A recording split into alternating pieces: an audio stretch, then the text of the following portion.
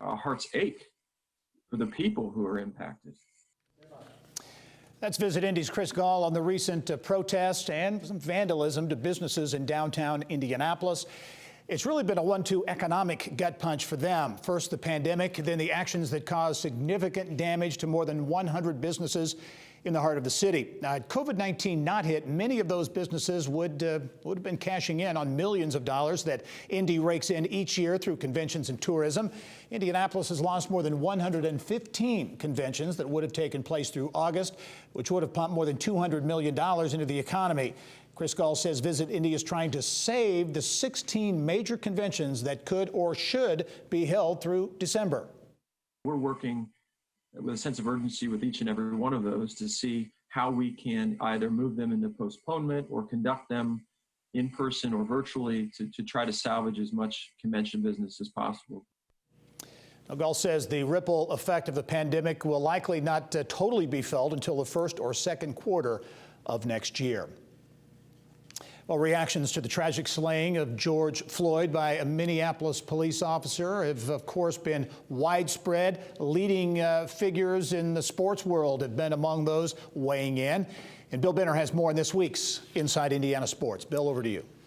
Gary, thanks. In particular, the voices of African Americans in sports have been of special relevance, and among those to offer his perspective is the first African American men's head coach in Butler University history, basketball coach LaVall Jordan, and we welcome LaVall to the program today.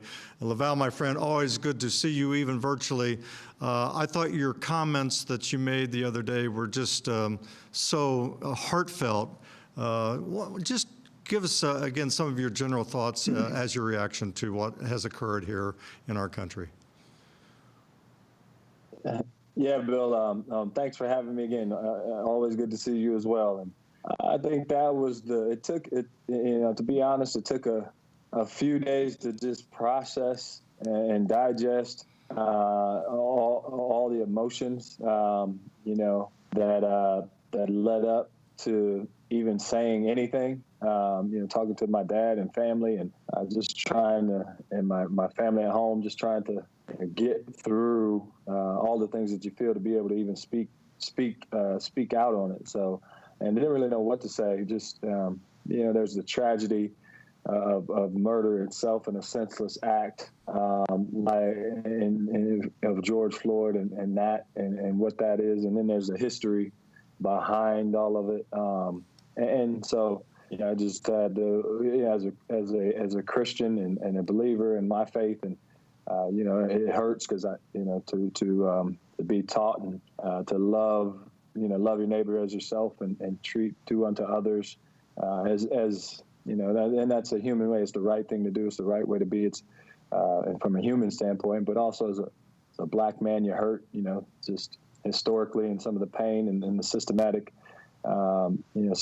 racism and injustices of our history, and to think in 2020 that we would have so much progress in other ways, but still be watching something like that, dealing with something like this, and a father at home who's got to explain things to his children, and as things were explained to me, but trying to make sense of it all, because my kids, I've got a 15-year-old, a 12-year-old, and a 7-year-old daughter, and it's hard to grasp. Like they don't, they haven't grown up, and they're wondering why people do things like that.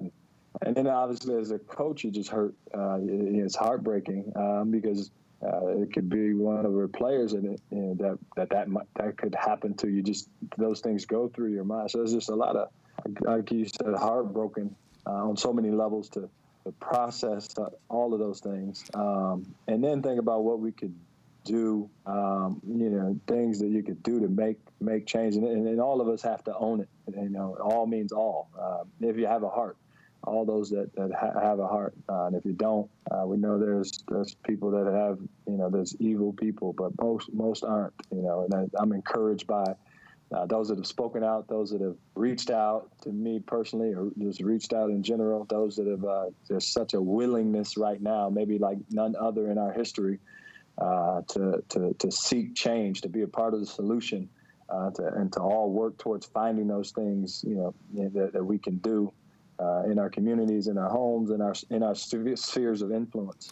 Hey, LaVall, we got about a minute left. Talk about what interactions you've been able to have with your players, either whether they've been here or not, or where they're at home. What kind of interactions have you had with them? Yeah, we've met with our team and, you know, just listening to them as much as anything, what they're feeling, what's going through their minds, trying to help educate them. And they, you know, listening to them express themselves and their feelings on it and the state of things, and them wanting to be a part of the solution as well, you know, wondering what they can do to help things be in a better place. We just quickly, let's talk about basketball ever so briefly. You guys had a great season last year. Looking forward to the NCAA tournament, which didn't occur. You got a top recruiting class coming in. I know you're anxious to get everybody back, and their plans are still undetermined, but you guys should be pretty good this year. Yeah, excited about our upperclassmen that are returning. You know, the 3 starters coming back, and then you know, the young guys coming in that are hungry to contribute in any way that they can. And then we also added 2 transfers here in the offseason. And so, you know, we'll see how the group forms together. You know, hopefully we can all be together and be back at some point soon here. And I think those conversations are in the works. And as far as return to campus, you know, but everybody's patiently waiting and anxious to get back and staying connected virtually as best as possible at this point. But yeah, we're excited about this year's potential. Well, LaVall, I've known you for a long time. I've got nothing but respect for you, and I know you're going to do a great job on the Butler sideline, but more importantly, a great job in leading the conversation. Thanks for being on the program. Hey, Bill, thanks for having me. I appreciate that. All right. LaVall Jordan, the men's basketball coach at Butler University, and Gary, back to you. Good stuff. Thanks very much, Bill. We'll talk to you soon.